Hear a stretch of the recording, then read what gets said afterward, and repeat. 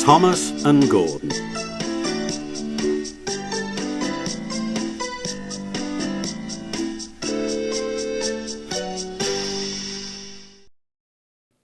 Thomas was a tank engine who lived at a big station. He had 6 small wheels, a short stumpy funnel, a short stumpy boiler, and a short stumpy dome. He was a fussy little engine, always pulling coaches about.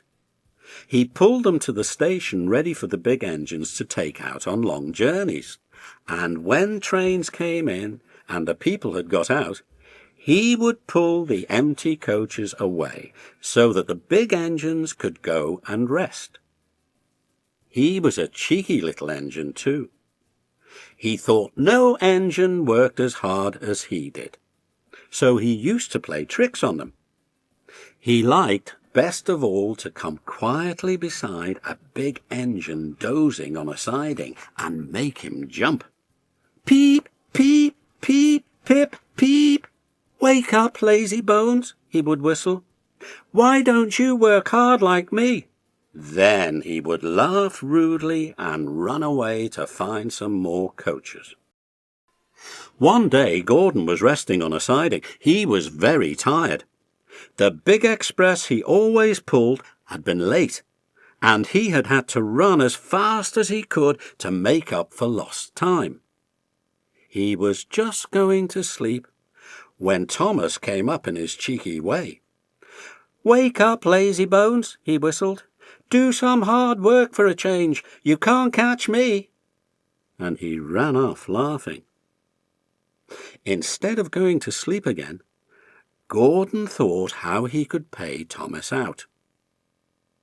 One morning, Thomas wouldn't wake up. His driver and fireman couldn't make him start. His fire went out, and there was not enough steam. It was nearly time for the express. The people were waiting, but the coaches weren't ready. At last, Thomas started. Oh dear, he yawned. Come on, said the coaches. Hurry up. Thomas gave them a rude bump and started for the station. Don't stop dawdling, he grumbled. Where have you been? Asked the coaches crossly. Thomas fussed into the station where Gordon was waiting. Boop, boop, boop, hurry up you, said Gordon crossly. Peep, pip, peep, hurry yourself, said cheeky Thomas. Yes, said Gordon, I will. And almost before the coaches had stopped moving, Gordon came out of his siding and was coupled to the train. Poop, poop, he whistled. Get in quickly, please. So the people got in quickly. The signal went down, the clock struck the hour, the guard waved his green flag, and Gordon was ready to start. Thomas usually pushed behind the big trains to help them start, but he was always uncoupled first, so that when the train was running nicely, he could stop and go back. This time he was late, and Gordon started so quickly that they forgot to uncouple Thomas. Poop, poop, said Gordon. Peep, peep, peep, whistled Thomas. Come on, puffed Gordon to the coaches. Pull harder, puffed Thomas to Gordon.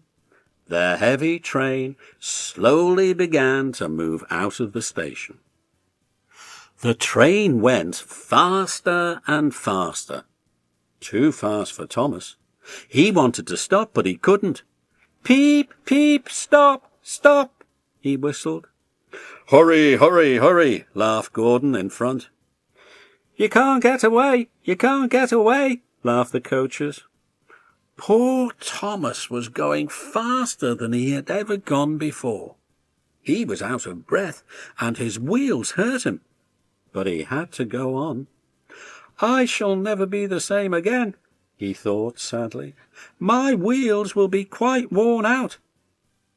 At last they stopped at a station. Everyone laughed to see Thomas puffing and panting behind. They uncoupled him, put him onto a turntable, and then he ran on a siding out of the way. "Well, little Thomas," chuckled Gordon as he passed, "now you know what hard work means, don't you?" Poor Thomas couldn't answer. He had no breath. He just puffed slowly away to rest and had a long, long drink. He went home very slowly, and was careful afterwards never to be cheeky to Gordon again.